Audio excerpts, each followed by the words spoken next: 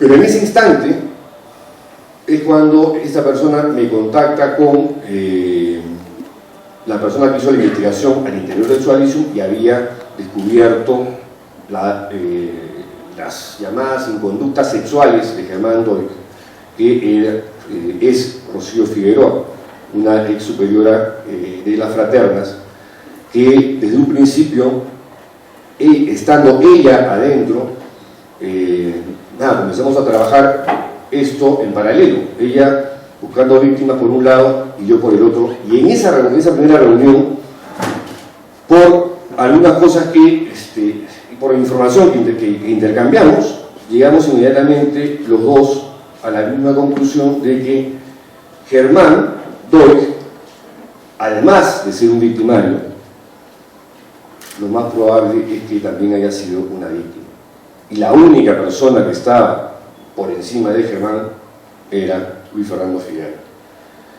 Y fue ahí cuando, recuerdo yo, que en el año 2002, cuando publiqué esta novelita que se llamó Mateo Díez, me fueron a buscar dos personas en diferentes momentos para contarme que Figari era un pervertido sexual, que hacía esto y que hacía lo otro, y que se llevaba a chicos a su casa en San Bartolo, y los hacía pasearse en calzoncillos, y había abusado de no sé qué.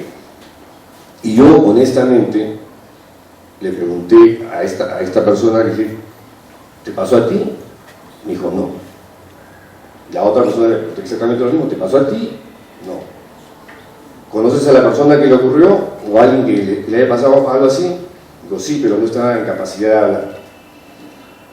Bueno, le dije, porque si existe esa persona, dime, yo le consigo una entrevista en la televisión, en un periódico, en una radio, donde quiera.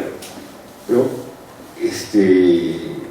honestamente, no les di crédito. En síntesis, no les di crédito, no les creí. Porque mi argumento fue yo he estado en el Sualizum algunos pocos años, y he estado 2 años y pico viviendo en sus comunidades.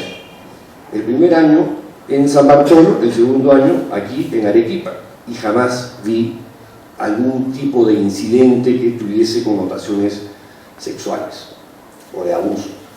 Abuso de poder, sí, maltrato físico, maltrato psicológico, manipulación, eso sí, pero que es un montón, ¿no? Que es un montón, pero lo otro no. Y nada. Entonces, lo que hice a continuación, ya había llamado a Pava para contarle esta historia, y dijimos, aquí hay que hacer una investigación, y como yo no soy periodista de investigación, soy un periodista de opinión, ¿no? Hago entrevistas políticas, no políticas, pero la investigación no es lo mío, sí es lo de Pava, quien ha sido una de las discípulas más mejor preparadas de Gustavo Gorriti, que en mi opinión es el periodista de investigación más representativo del país y uno de los más importantes de la región. Entonces, ¿qué hice? Acudí a esas dos personas que no es que haya tratado mal, pero simplemente no le di crédito. Y una de ellas me dijo, sí, efectivamente, te puedo conectar con esa persona, ¿no? Y fue así como, cuando puedo hacer la consulta además, para ver si esa persona puede hablar contigo.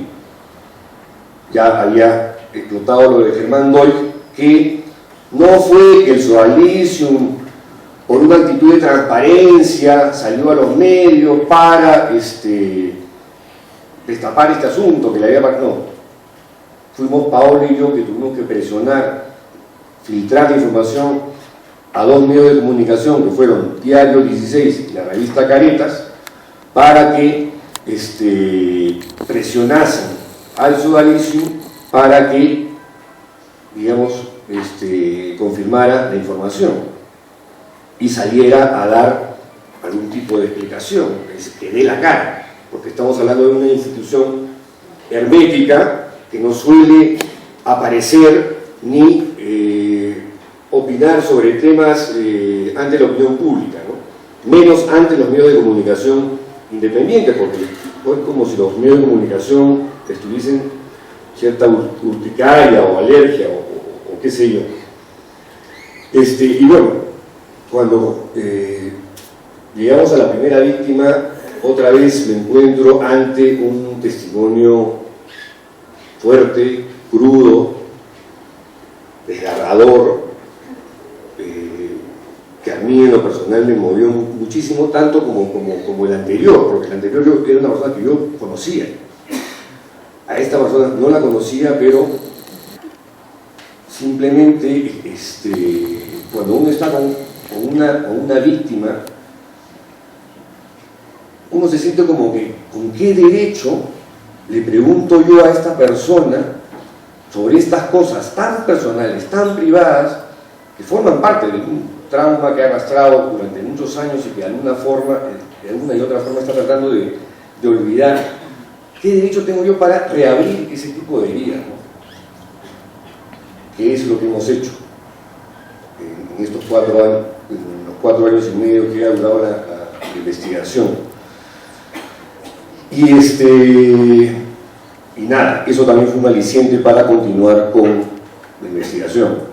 Y entonces, al leer estas historias, estos relatos, es quizás lo que los psiquiatras tratamos de hacer con las víctimas, de que al verbalizar, al denunciar, por lo menos ante el psiquiatra, la situación, dejan de continuar siendo víctimas y además dejan de sentir culpa. Porque este tipo de víctimas sexuales, lo lamentable es que después se sienten culpables, creen que ellos fueron parte del juego sexual, creen muchas veces que ellos buscaron la relación sexual y se siguen victimizando o se siguen sintiendo culpables. He visto a mujeres de 50 y tantos años que dicen: doctor, yo a los 8 años buscaba a fulanito tal, a mi tío, para tener relaciones sexuales, era mi culpa. Y es que no, es el mayor o el poderoso o el que tiene un estatus de poder, por más que el de abajo lo busque, es un abusador, ¿no? Y mucho más cuando, como en casos como los de los Alques, en los que había pues una imposición y una brutal sujeción psicológica. Les agradezco. Sí, no, además una de las cosas, gracias por tu testimonio, además fuiste uno de los pocos que desde Arequipa, además, nos contó un poco de lo que estaba pasando.